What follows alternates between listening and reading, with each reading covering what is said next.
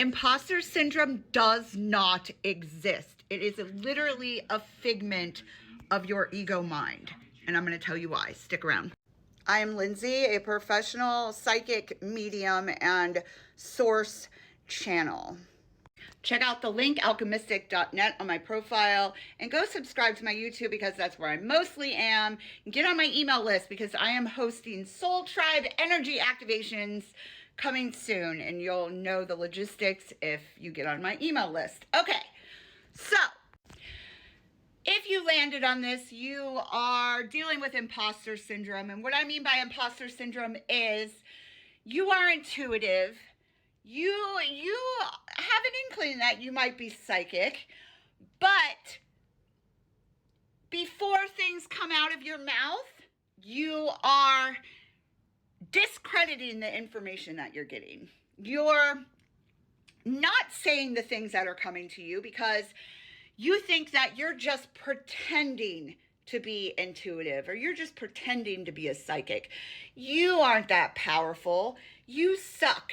You're not worthy. All this fucking bullshit, that is classified as imposter syndrome. And where does imposter syndrome come from? Well, it comes from the mind. Period. It comes from outside conditioning.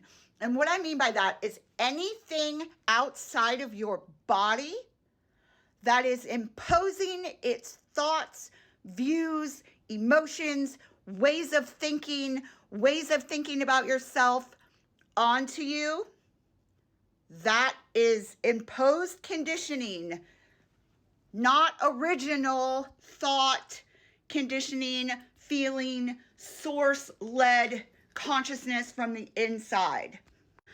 So when you're entertaining imposter syndrome, you are quite literally entertaining thoughts and ideas that other people have imposed onto you about yourself.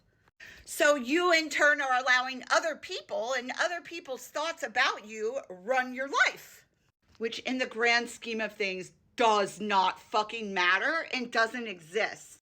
All it's doing is taking you away from your life purpose and away from what you incarnated here to do. The thoughts and the things that you are experiencing that are originating from inside of you, from source, intuitively,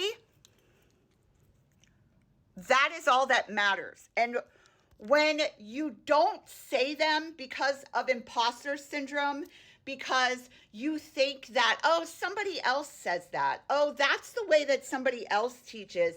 Oh, that's not new thought because somebody else has the same idea.